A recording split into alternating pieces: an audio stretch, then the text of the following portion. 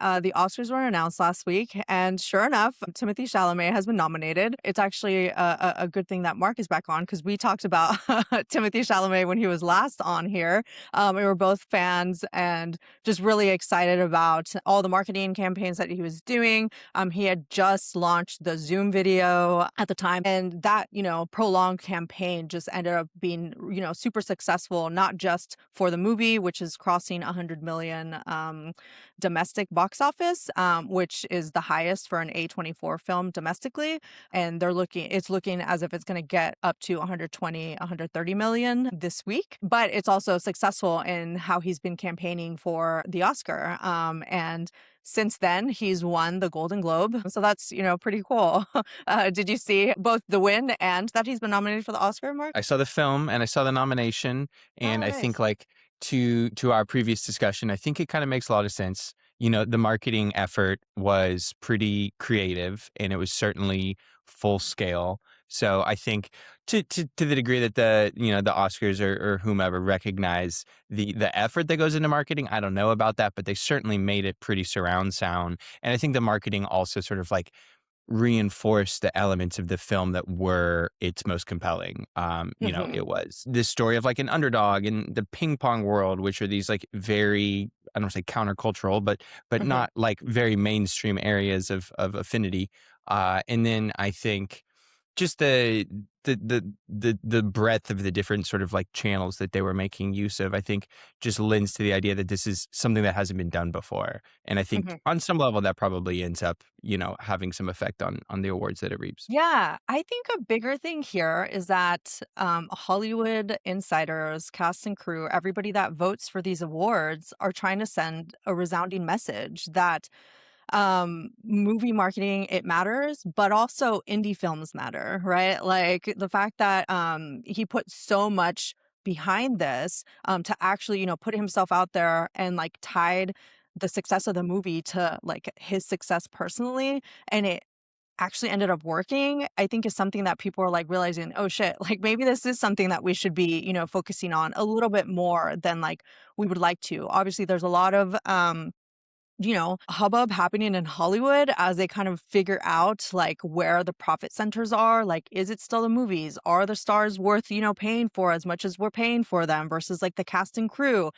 We saw the example of Ben and Matt with The Rip doing the profit sharing with Netflix, so that the cast and crew, all 1,200 of them, would get some upside if the movie does well on the platform, right? So these are like new things that like people are trying to explore. And I think this also follows on with F1 being nominated for Best Movie, right? Because, Yeah. arguably you could say it's not really the best movie of like last year, but you got to remember who votes for this, right? There's a lot of cast and crew that like, are placing their vote. And I think what they are trying to send a message here is in, saying, hey, we need to reward Apple for spending the amount of, time and money that they did to not only like, yes, get the movie out there, but like reward them for building the cameras that they needed to build in order to like film the cars the way that they needed to. A lot of people were like super impressed with like how that, how it was filmed, but then also how it showed up on IMAX, right? Because it's like you really felt like you were there, like watching the cars. I think this is like a way for them to reward like bringing like art and craft back to the movies, and rewarding, the people that were involved in that. Do I think they're going to win like best movie? Probably not. But like the nomination is enough, and they went ahead Yeah. and got like the best editing and best like sound effects and stuff. So it's all just like craft related Oscar nominations. Yeah, I feel like the sort of technical mastery element is, Yeah. or technical innovation Mhm. element is, I remember there was some element of it where you could watch the trailer on your iPhone and Mhm. get that haptic feeling of the engine rumbling. Yeah. The little things that people haven't done before. I mean, it strikes me as sort of hitting the same chord for Oscar voters that also comes by shooting on IMAX or shooting with Mhm. VistaVision or whatever. It's like, here is a technical innovation or a throwback or like an affectation that lends something to the film that the awards community wants to sort of genuflect to and acknowledge and say the craft is made better for experimentation of this sort, and we appreciate it. Similarly, on an economic perspective, I have to imagine that, like, the Oscars are like, "Apple, yes, please. We would Mhm. love for you to continue, diverting some minuscule portion of your massive budget to making films."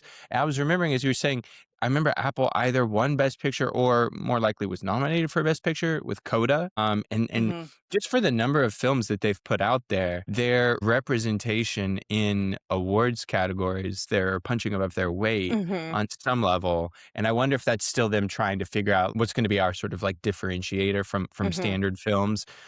Is it going to be these technical elements? Is it going to be our integration of the hardware that people might watch these on with the Mhm. experiences contained in the films themselves?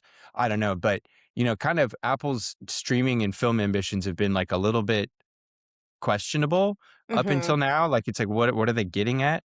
But if they continue to get these Best Picture nominations, those questions maybe start to sort themselves out. Yeah, definitely. Just yeah, in comparison, I mean, Netflix and Warner Brothers were the two highest, nominated studios this year. Very noticeably, noticeably, Paramount was not. So I think that might be a silent rebuke against the Ellison family, who bought Paramount and are trying to buy Warner Brothers instead of Netflix. So these like more like silent ways of showing who you favor and like what you favor is speaking a lot more if we like pay attention to it. And I also wanted to mention that Sinners won the most nominations ever for a film. So really cool for them. We talked about them here as well, just like in the novelty in how Ryan Coogler was talking about the differences in IMAX filming versus other like films, and then also like the sound quality and like why it matters. And I think to your point, Mark, we're starting to see a rise in people being very interested in IMAX screenings, so much so that they're going to start building a couple more IMAX theaters around the country. Because right now it's only really the major cities that have them. So that's like something where it's like they know that if people want to go to the movies, they want to go to IMAX. So, like, they're investing in those theaters going forward. Yeah, my only thought on those is I love them, but then I think the thinking is let's create a in theater experience that is Hmm. vastly superior to an at home streaming experience, and therefore Hmm. that's the sound quality and the quality of the picture on the but it also makes just the ticket prices so expensive, and it really has to turn movies from like a oh, you could see one every other week or but it's like you buy like 4 tickets to IMAX. I mean, that's easily over $100.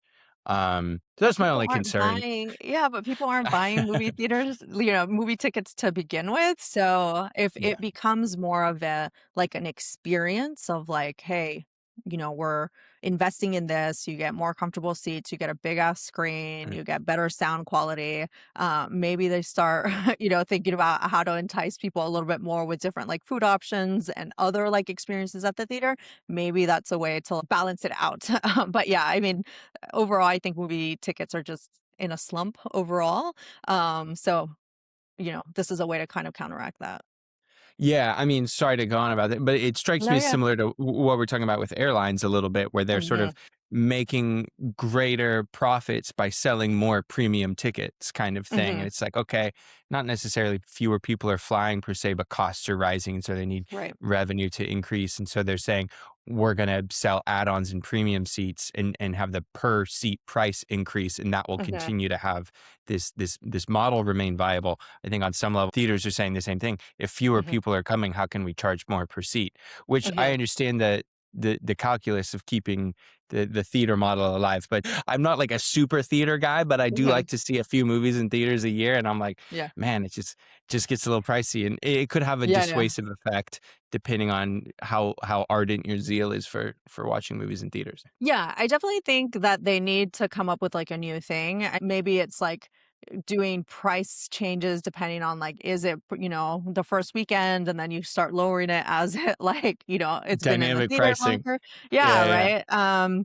Because I agree that there needs to be some change, but at least they're trying to improve it by Mhm. making bigger screens like IMAX and having that whole experience.